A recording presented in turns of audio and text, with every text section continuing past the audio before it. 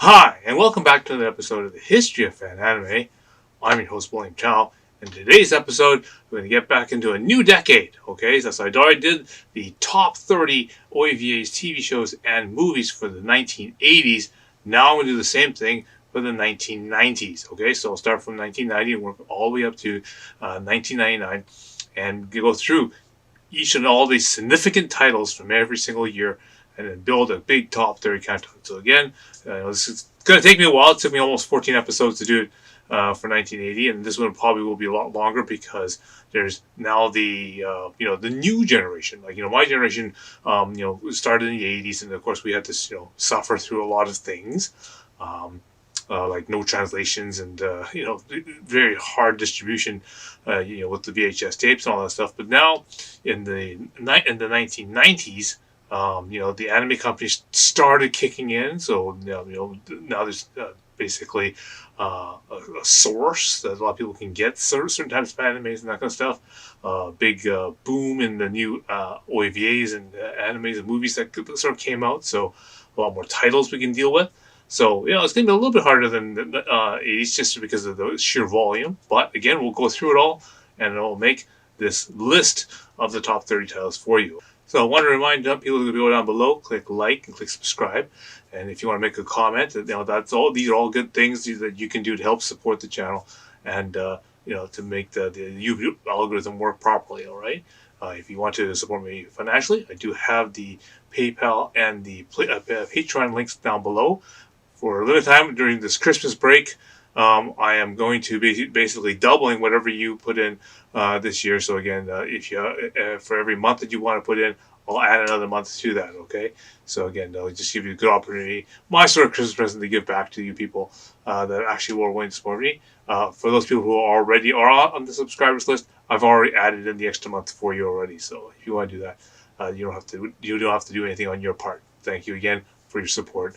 Again, I've got some new episodes with my dabbling in working with some AI, and of course I've also begun talking about my trip to China in more detail and more personal aspects of it, because I can't post that kind of stuff on YouTube here. Workings of the 1990s and what animes will end up on our top 30. All right. So without further delay, let's begin. Okay, so we start off with 1990, and this is the fall season. So this is the last season, or season 4 of 1990. All right, and so we begin with the new TV shows, and right off the bat we have this thing called Magical Taruto Kun. Okay, now realize this shouldn't be mixed up with Magical Mew Mew Taruto. Okay, which is the magical girl, cat girl show. Okay, which comes a lot later.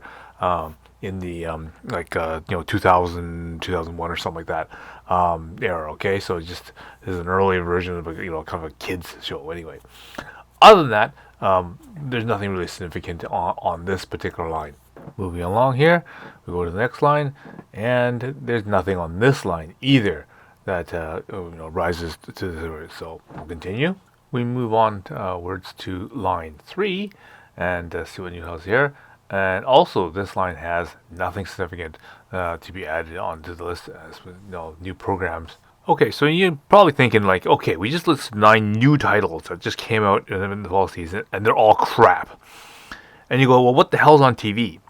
And the thing is obvious, is if you've seen the previous episodes, there's too much good stuff on TV. I mean, really, we're in an era where all this really good title, Dragon Ball Z, Ranma One Half, Nadia. I mean, for the 90s, these are really key pivotal titles. I mean, like, they're right on the top. I mean, you add a few more like Sailor Moon and Gundam Wing and things like that. I mean, you pretty much, got the best, right?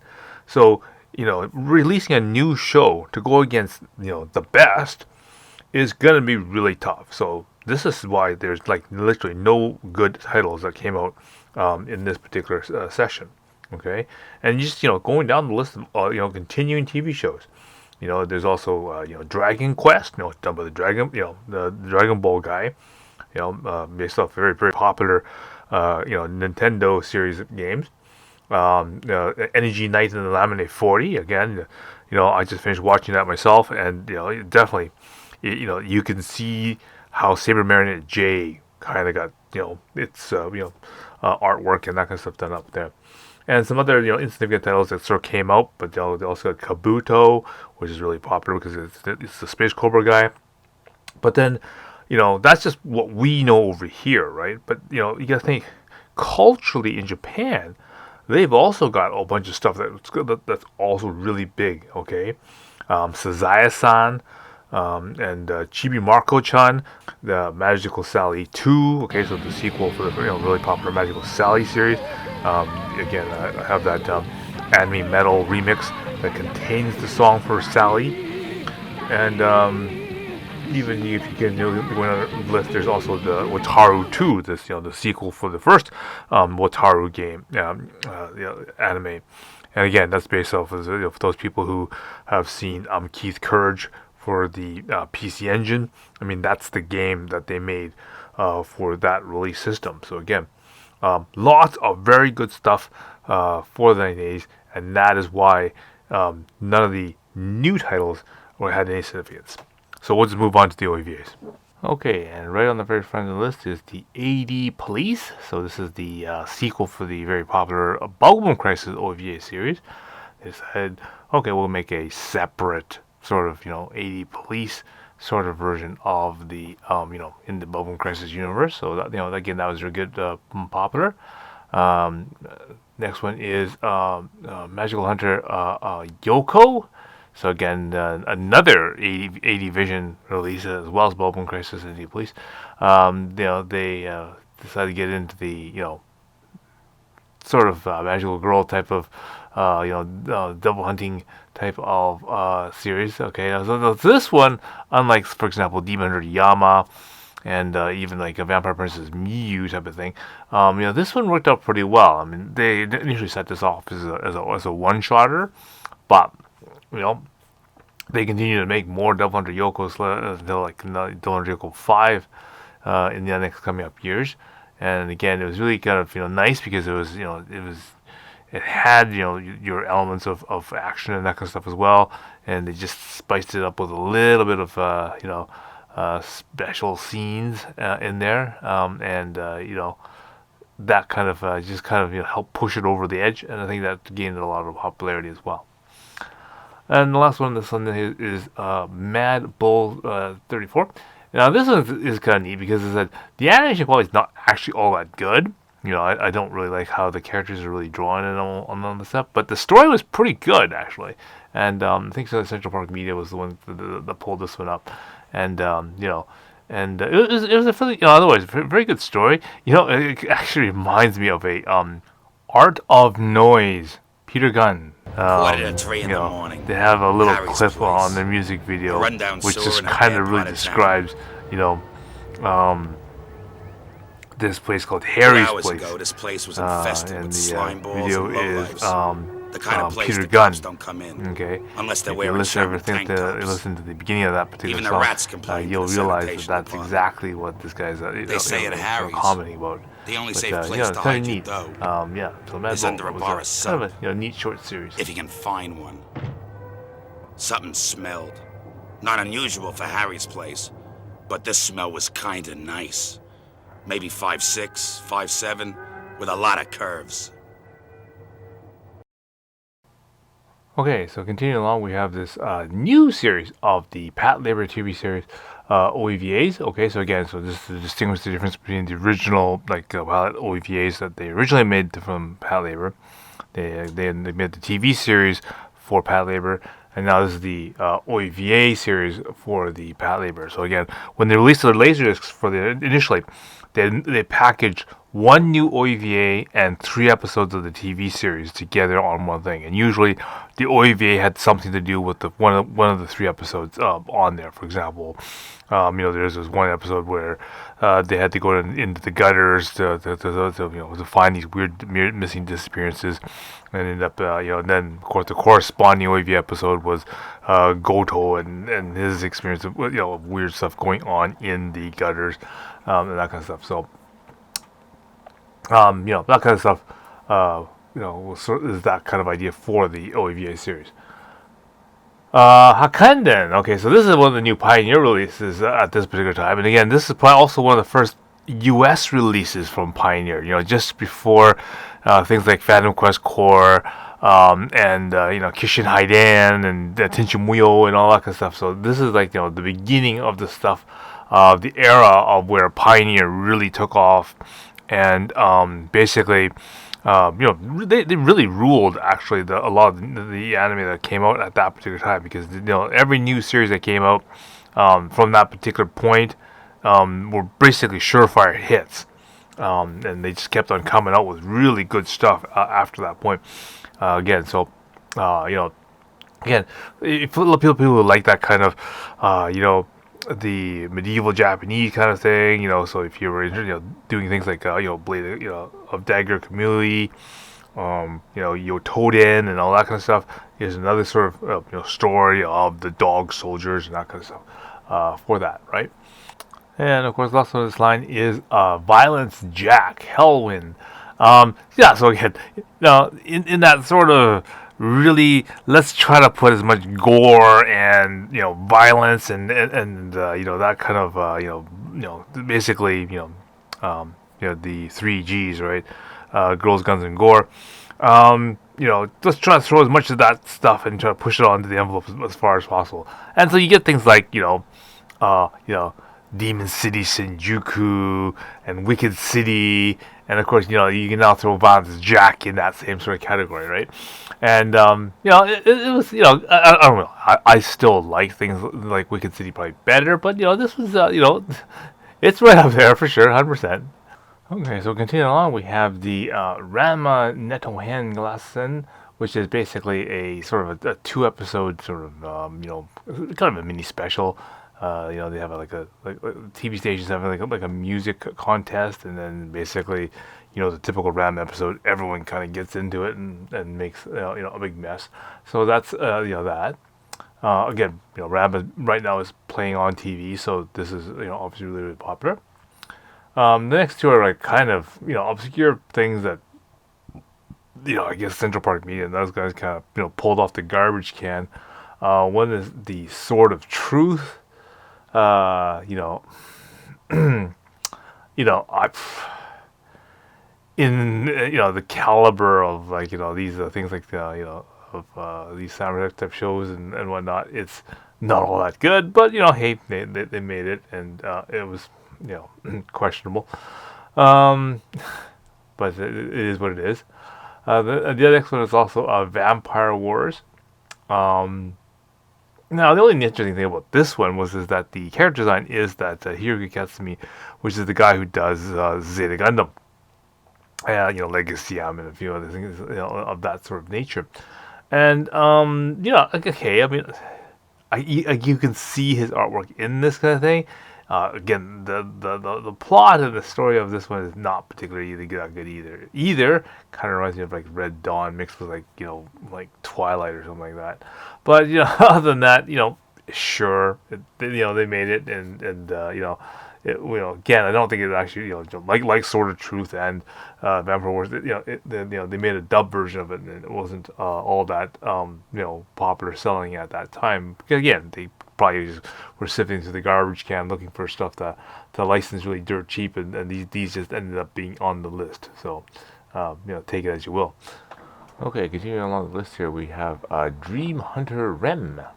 Okay, so again, this is like a as you can say, it's almost exactly like a Double Hunter Yoko, except now we've got a younger person as as the lead, kind of reminiscent of like a Cream Lemon type of angel, kind of a story, Lemon Angel, Cream Lemon, that sort of focus, and then put onto, of course, the Demon Hunter Yoko type of genre, right? Again, it was somewhat popular. They made like I think like a bunch of them for that, like 3 of them, I think, for Dream Hunter Ren. It didn't go as popular as Yoko, when, especially when it came out at the same time, and some people followed it, and that's really about all as far as it goes. It didn't really get a good commercial release like Yoko did. Next one is SD Gundam Mark V. So again, more episodes of the Super Deformed Gundams. Put on the put out more some more jokes and that kind of stuff. Again, it's hard to understand some of the punchlines and that kind of stuff on them if you didn't sort of know them in advance. So that's why a lot of people sort of started fading away from the Super Deformed Gundams once they stopped becoming part of the relevant storyline. So instead of making puns and jokes based on the storyline, they've sort of done that in the first couple, and now they're sort of expanding on that more into more obscure and not so obvious. So again, it's really for the people who really know the Gundams and that kind of stuff. Okay, so the next line has the most major one is the Utsuno Miko the Heaven chapter. Now this is a long OVA series, 30 episodes, and a lot of people were following this thing because it was one of the more significant sort of animes that sort of on the fan adult level. A lot of people were kind of getting into this one. Because nice artwork, it's a nice style to it, and definitely a lot of people were having problems with trying to should we try to translate the name and all that kind of stuff. But yeah, Utsuno Miko, definitely a good title to take a look at. Okay, and the next major one on this list is the Super Real Mahjong, Mahjong Battle. All right, and this is basically one of those concepts where originally they made this series of mahjong games where it's essentially a strip mahjong type of game. There was a version on the PC Engine which was like kind of like that, and you basically play against the girls, and as you win, they lose clothes. But so they decided, okay, hey, you know what, this seems to be a very popular thing. Let's make an anime out of it. So they made this sort of one-shot sort of OVA kind of thing for it, and unless you really played the game, you really don't know, what the personality or the character traits of the particular characters are anyway, and that's what builds on the reason why they figured, okay, they seem to be popular enough. Why not release an OVA for it? And so, sort of one shot, sort of, kind of let's throw it together type of thing. Not really of any significance, I guess. And the other one that's, of just a note, it would be the Ultraman Graffiti. That's essentially Ultraman, the Ultraman franchise, taking a stab at the SD thing. So we had SD Gundam, you had SD Golf Wars, SD Bubble Crisis. Let's just keep going, right? So this is just sort of their stab at it. Again, nobody cares, no one follows it, but it's there. Okay, so moving along. There's nothing in this row that was just very significant, so we'll continue on. And no, nothing significant there. So that was at the end of the OVAs. Now we'll go over the movies and see what kind of movies we got. And right at the very beginning here, we have the Win's name is Amnesia. This was actually a pretty popular movie because I remember we used to use it quite often during the anime meetings. Because it's a good, nice, full-length movie, one shot, everything's in sort of one sort of thing. It's got, a little bit of everything in it. It's got some, some nice plot twists and that kind of stuff and whatnot. And so, it was a good, nice little short thing. And the animation on it was, fairly decent. So, it was an all-around, good average package. And moving on here, we have the Borgman, Sonic Soldier Borgman, Lover's Rain movie. So, after doing the last battle, which now concludes the TV series, which concluded back in the 80s, they finally now decide, okay, now we've done the series, now we're going to make this sort of, afterwards type of thing. Let's sort of, expand on that relationship between Joe and Denise. Can we do a little bit more with that? So we decided, okay, we're going to make this thing called, I guess a specialized movie called Lover's Rain. The artwork actually keeps improving every time you do more Borgman. It's really kind of really nice. And, the artwork's really nice on it as well. So, definitely, it's worth checking out. But again, if you haven't really seen the TV series, it might be one of those type of things where you want to, just kind of brief up on it. There was a commercial release of both, the Lover's Rain and Last Battle, but it's kind of, why didn't they release the TV series? I guess the guys who did the licensing just kind of never thought about that. Well, we're never was able to get it, so it's a little bit of a mixed bag. But I mean, that's definitely something worth checking out for at least the animation quality for sure. Okay, and no more other movies for now, and so we go to the last one, which is the TV specials. And we get on to the Dragon Ball Z special, the Tanata Hitori no Seishu Kensen, okay, which more or less is the Bardock, father of Goku episode. So this is one of these weird TV specials. They just kind of threw together and they slapped it into the Dragon Ball series.